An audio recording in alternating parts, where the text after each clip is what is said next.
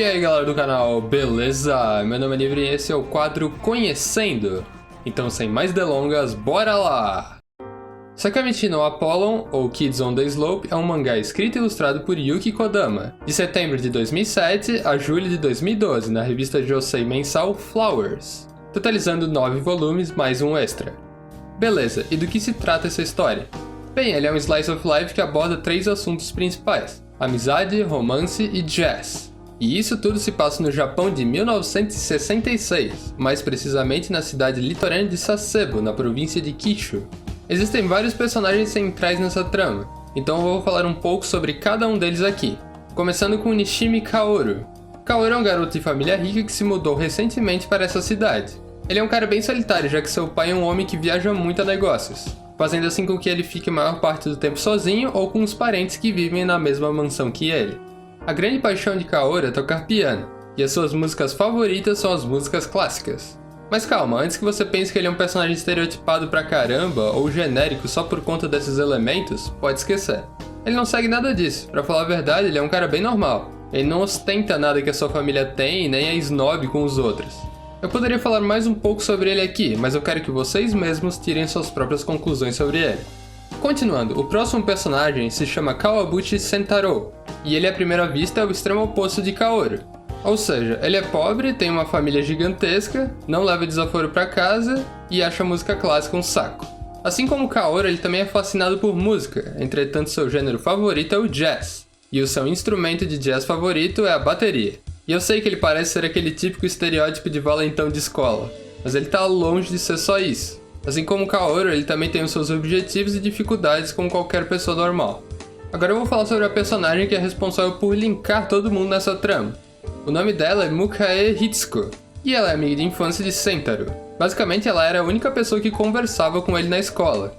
E diferente dos dois, ela não toca instrumento algum.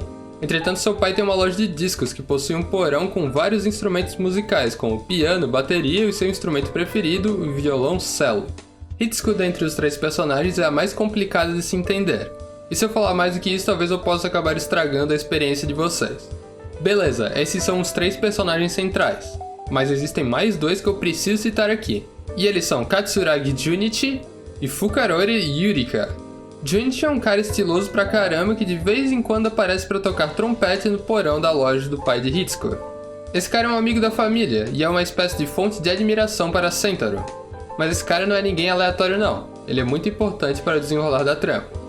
Yurika é uma amiga do grupo, mas ela não é tão próxima a nenhum deles assim. Ela, assim como Kaoru, pertence a uma família rica, mas ela não dá mínimo para sua posição social. De primeiro momento ela parece uma personagem meio fria, mas acredita em mim, ela é bem mais interessante do que parece. E assim como Junichi, ela tem papel fundamental na trama, mesmo não aparecendo tanto quanto os 3 principais. Beleza, agora que eu já falei sobre o enredo, eu vou aproveitar para falar um pouco sobre a autora dessa obra.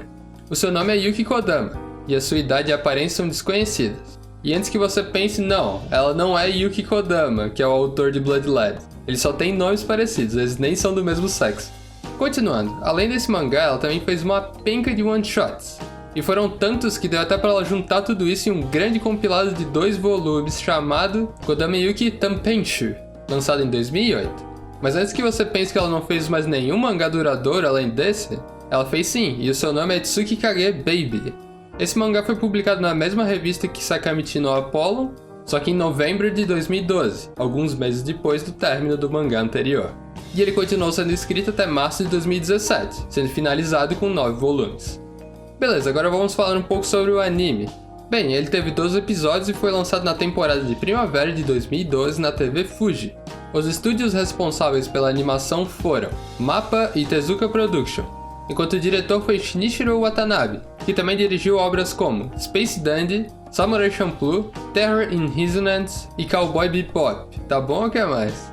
A trilha sonora do anime foi feita por Yoko Kanno, que é uma compositora que também foi responsável pela OST de obras como Ghost in the Shell Standalone Complex, Macross Plus, Space Dandy e Cowboy Bebop, e a música tema do OVA Code Geass Akitoto Exiled.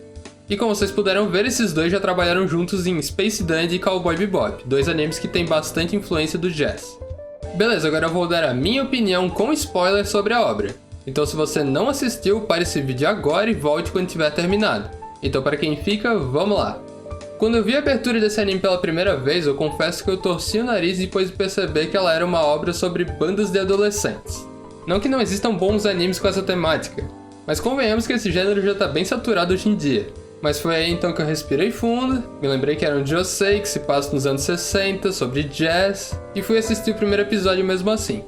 E puta que pariu, que bom que eu fiz isso, porque ele conseguiu me conquistar desde o início. O jeito que a história é contada e a construção dos personagens é um treco muito bem feito. Se essa autora quisesse fazer uma história sobre, sei lá, jardinagem, ela conseguiria fazer ficar muito bom. Isso acontece porque essa história não é só sobre música. Cada personagem ali é muito vivo e tu entende perfeitamente como eles estão se sentindo em cada momento chave da trama. Tu entende tanto a agonia quanto a felicidade de cada um deles. E quando a história começa a ir para um lado mais romântico, a autora sempre dá um jeito de quebrar a tua expectativa, tornando cada acontecimento mais imprevisível que o anterior. Tipo, a conclusão da história não é algo como "e eles venceram um concurso musical", ou "e eles se tornaram uma banda famosa de jazz". Porra nenhuma, não tem nada disso. Na real, se tu for ver, deu tudo errado de acordo com as perspectivas iniciais. Mas nada disso impediu que eles vivessem as suas vidas da melhor maneira possível. O final dessa história simplesmente não tem como imaginar. E esse tipo de coisa pra mim é o ponto mais forte dessa obra. E até o momento, Sakamichi no Apollon e Shouwa Gendroku Rakugo Shinju são as minhas obras de Slice of Life favoritas. E caso você não conheça a segunda que eu citei aqui, dá uma olhada nesse vídeo que eu fiz falando sobre ele. Porque se você gostou disso aqui, eu tenho certeza que você vai gostar dele também. Vai por mim, você não vai se arrepender. E falou, galera!